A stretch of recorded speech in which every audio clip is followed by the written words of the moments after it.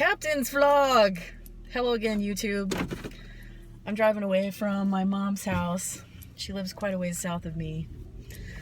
I have made other videos since my last upload to YouTube, and unfortunately I couldn't get YouTube to accept the upload. It kept erroring out. So I know my first vlog I said I'm gonna do another one tomorrow, and then that totally didn't happen because I could not get YouTube to take the upload attempt. So I'm sorry to say I'm really new to the YouTube thing. I'm not totally aware of all of the ins and outs or all of the reasons why uploads might not work. I fixed the issue of like having an unverified account so that I could make videos that were longer than 10 minutes. But now I think, you know, if I have a particularly long drive, I'm just gonna have to make sure that I'm not talking at the camera the whole time that I'm driving, because YouTube won't be able to handle it, or I'll have to piece it out into other separate videos like part 1 and part 2. And my techno savvy with that is still a work in progress. So, you know, I'll get better as time goes on, and I'm sure that a year from now, my YouTube channel will be exactly where I want it to be, and I'll be super happy with myself. I should take off these dangly things out of my mirror. Sorry about that. Today I want to talk to you about synesthesia. For those of you who don't know what synesthesia is, it is a neurological condition. I don't want to say it's a disorder, because in my life I don't feel that it is.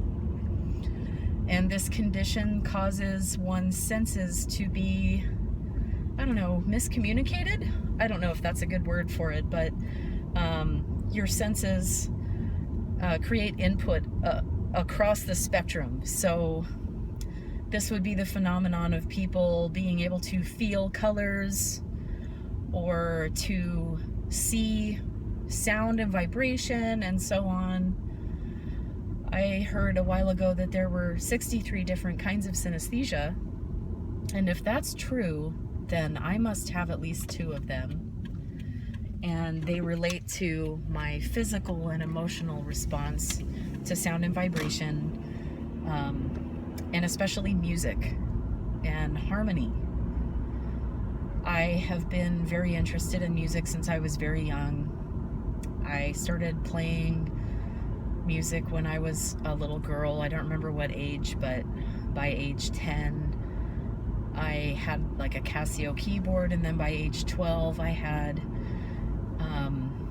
a full-size keyboard, and I was writing music by age 12. I started teaching piano later on when I was about 17. And that didn't last very long because my style of teaching was very unconventional, and I didn't want to teach my students just the rote memorization of music notation and knowing how to translate a bunch of dots and lines on a piece of paper into a melody. What I preferred to do was to teach my students music theory in such a way that they could understand the mathematical formula of music and play along with music that they heard live on the radio, or be able to learn very quickly a song that was a favorite of theirs. And this, you know, the beginnings of this were very rudimentary, because you're not going to get a beginner piano student able to play Rachmaninoff, you know, in their first lesson. But what I did is I just asked my students, well, bring one of your very favorite songs, and I will help you to learn how to play that song, and I will teach you exactly how the song works so that you know why you like it, and you know why the song works the way that it does. And so this was very much unorthodox and unconventional teaching style, and the only other person that I've ever met who teaches in that style was my father, because he was the one that taught me this trick, and he taught me remarkably quickly. I learned most of what he taught me it seemed like in 10 minutes, like I was blown away that it was so simple, understanding how chord progressions are really just a mathematical formula for your mind. Music is math, and harmony is math. It's all a formula. I may include some other links about the interconnected nature of math and music later. But for now, we're talking about synesthesia. So staying on topic, Rebecca, like, you might notice I ramble on and like change subjects, but I don't do that intentionally. This is just the normal way that I talk. I think about a million things at once.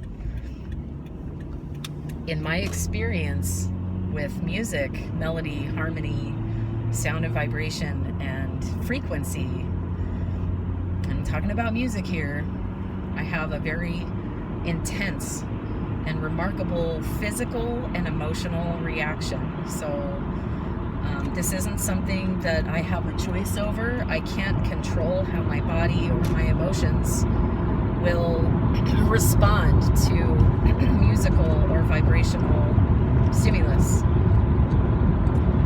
And it doesn't matter what kind of music it is. I don't know if it's definitely not the volume. And this has been confusing for me to figure out, because I thought that everybody was like this, or that everybody felt music in the same way, and it's only recently that I'm learning that people really don't feel music the same way. They don't interpret it the same way. And then I started to believe that, well, maybe there's more to it. And then I learned about the different kinds of synesthesia. That really changed the game for me. Understanding all the different kinds that are out there that can affect a person's experience. Oh my God, this dash mount is making me really unhappy. I'm trying to keep it straight, and it wants to just keep leaning down. And I may just get frustrated with this and stop recording the video.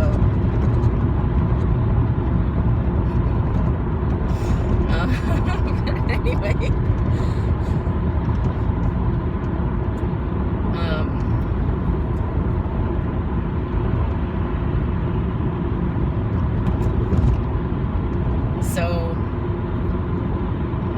Let me tell you about what I do with this information.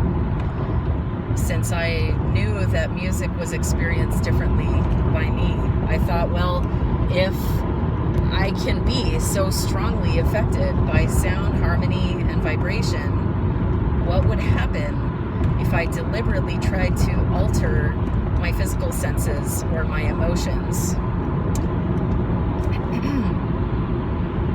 with music? And what would the result be?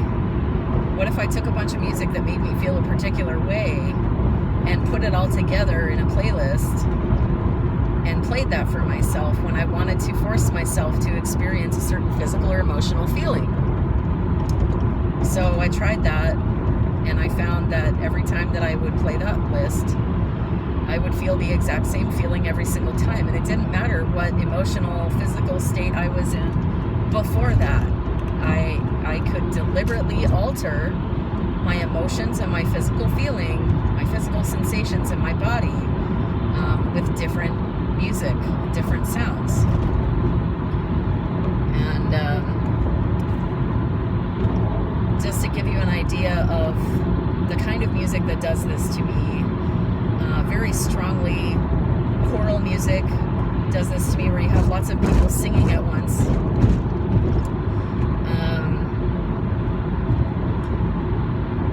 Other classical music that's more minimalist, like Arvo Pärt, I hope I'm pronouncing that correctly.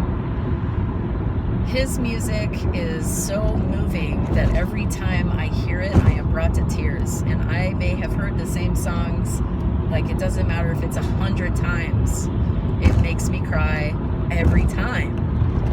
So thanks, Arvo Pärt, for doing that for me, because it's like really profound every time it happens. It feels like I'm having a mystical experience. Like I am making connection with God. And that's pretty profound. And I, not ever having been a religious person, I've never really felt that I was a religious person. That is quite the experience for me, because I thought that, well, you only feel that way when you're praying or something, and come to find out I can have that experience myself through music and harmony. Another kind of music that gives me this profound sort of feeling is the music of artists like Plaid, this duo from England. I've been listening to these guys for it must have been at least 15 years. I've been a really big fan, and I'll never forget where I was the first time that I heard their music. I was in a bookstore in Seattle, in downtown, and this bookstore doesn't exist anymore. It was a Borders bookstore, and I went upstairs to the music section, and I did this every week. I would go into the music section and just look through their music and see if they had any rare or imports, and usually Depeche Mode, because they've been like my favorite band since I was 12, and now I can honestly say Plaid has taken over that number one spot for me. As I was in the music section of this store, the first time I heard them, I felt this chill, and I felt my hair standing up hearing this music, and it was from the album Double Figure, and I believe it was the song Light Rain, if I recall correctly. I could feel not only the chills and the hair standing up, I could actually feel this pulsing aura of energy flowing through my limbs and into my core. It was as if I had touched something electrical and had this electricity pulsing through my body, and it was very gentle and warm, but it was such a striking, and it was very strong to me, and the reason I never forget this is because that's exactly what happens every time I listen to that song. It doesn't matter that I've heard the song hundreds of times by now. I get the same feeling every time. So I will deliberately, then what I do with all this is like, well, what do you do with that kind of information? I use that to help me in my daily life. When I want to deliberately feel good, I listen to music that makes me feel the goodness that I desire. I physically feel better. Emotionally, I listen to the songs that make my emotions be uplifted. So I have different mood-based playlists. And Plaid is a really big part of that. If I ever got to meet them,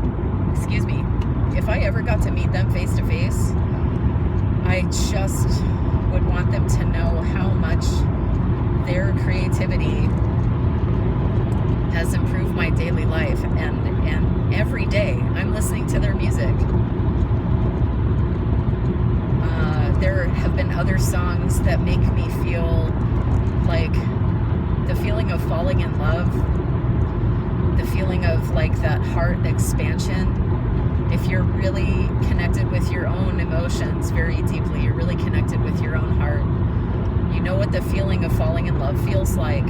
And the song that Plaid wrote called Missing is a perfect example of that feeling and the emotion of falling in love. It's one of the most beautiful songs I've ever heard, and it's a really, really positive experience for me. I feel like I love life, and I love my life, and I love others. I feel more kind and compassionate towards others when I truly feel it in my body and in my emotions. And so, I use synesthesia to benefit me, and I don't listen to music that makes me feel a sense of chaos or fear or depression. I used to do that a lot, especially when I was much younger. In fact, all the music that I ever wrote when I was younger was very sad and depressed kind of music. And most of the people that heard my original songs told me things like, it sounds like it belongs in a horror movie or something. Like, it just sounds really foreboding. And, honestly, I don't listen to music like that anymore. And I don't write that music anymore. If anything, when I write music that helps me to meditate. And I write music that actually gives me that expansive feeling that my heart is opening and that I am completely being full of light, and the light is projecting through me and out of me, through my hands and through my feet, and like it pours throughout my whole body. So that's what I really enjoy doing. Anyway, this video is about 15 minutes long. I think I'm going to close this here, and especially because this camera, this dash mount is not staying still, and I'm getting really frustrated with that, and I'm trying to drive, so I don't want to keep trying to adjust it when I can't really look at it, because I'm trying to maintain my focus on the road here. So I'm just gonna I'm gonna turn this off and do some editing on it, and then I'll make another video, and I'll probably start recording more of these vlogs when I'm not driving, since I've gotten comfortable with the idea of having my face on the YouTubes. And anyway, in closing, one of my favorite things I like to say to my friends and my loved ones is the phrase "in Lakesh." If you've never heard that before, it means I am you.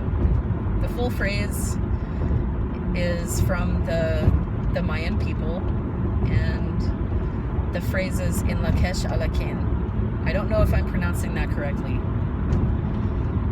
And the whole phrase means I am another yourself. We are each other, so to speak.